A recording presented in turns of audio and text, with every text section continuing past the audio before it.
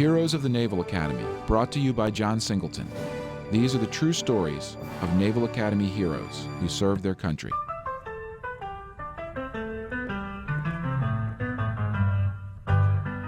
John C. Waldron was born in the American frontier town of Fort Pierre, South Dakota in the year 1900.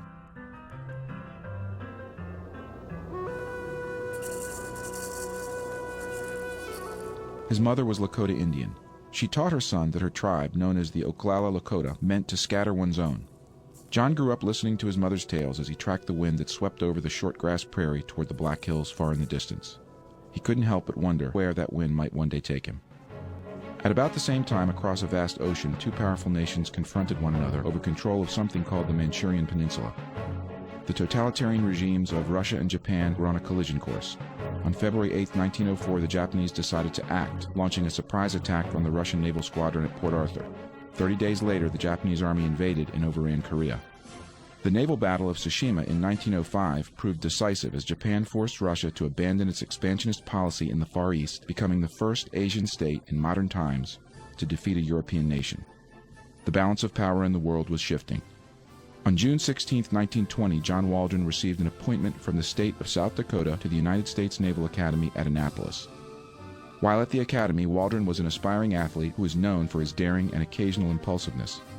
Graduating in 1924, his first assignment was on the armored cruiser USS Seattle. On August 2, 1934, Hitler became Führer of Germany. The drumbeat of war could now be heard around the world. In 1940, Japanese Naval General Isoroku Yamamoto issued a statement prior to the U.S. entry into World War II. Should hostilities once break out between Japan and the United States, it would not be enough that we take Guam and the Philippines, nor even Hawaii and San Francisco. To make victory certain, we would have to march into Washington and dictate the terms of peace in the White House.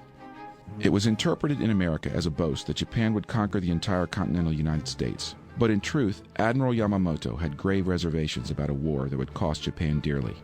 By the spring of 1942, however, United States prospects for victory had grown dim. Several devastating setbacks in the Pacific had left the U.S. fleet reeling. As for Waldron, he had taken to the wind, excelling at various assignments on observation aircraft and fighter squadrons. In June of 1942, a defining moment in the history of World War II would take place at the island of Midway in the Pacific.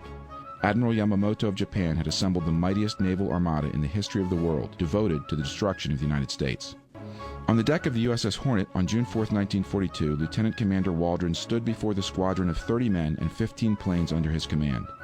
His eyes were still burning from a dispute with his commanding officers on where the Japanese fleet could be found. "I actually believe that under these conditions we are the best in the world," said Waldron. "My greatest hope is that we encounter a favorable tactical situation, but if we don't, I want each of us to do his utmost to destroy our enemy. If there is one plane left to make a final run in, I want that man to go in and get a hit. May God be with us all." Waldron's men understood the gravity of their commander's words. Once in the air, Waldron quickly split his squadron off from the strike group and led his unit directly to the Japanese armada. It was perhaps at this moment that he recalled his mother's words, that to be a Lakota was to scatter one's own. Waldron led his squadron into battle unprotected. By the time the Japanese carrier group was located, there was no longer enough fuel to return to the Hornet. It was Waldron's plan to draw the Japanese defense away from their fleet. To accomplish this goal, he would lose every plane under his command. On Waldron's final sortie, he was hit by anti-aircraft fire from one of Admiral Yamamoto's destroyers, bursting his fuel tank. Waldron opened his canopy and stood up. He was standing when his aircraft hit the Pacific and exploded. With the enemy defense forces exposed, a second round of U.S. strikes destroyed the Japanese fleet in 6 minutes. When John C. Waldron gave his life, we were losing the war with Japan. 1 hour later, after he died, we won it.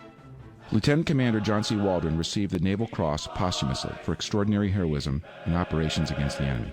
Anchors away, my boys, anchors away.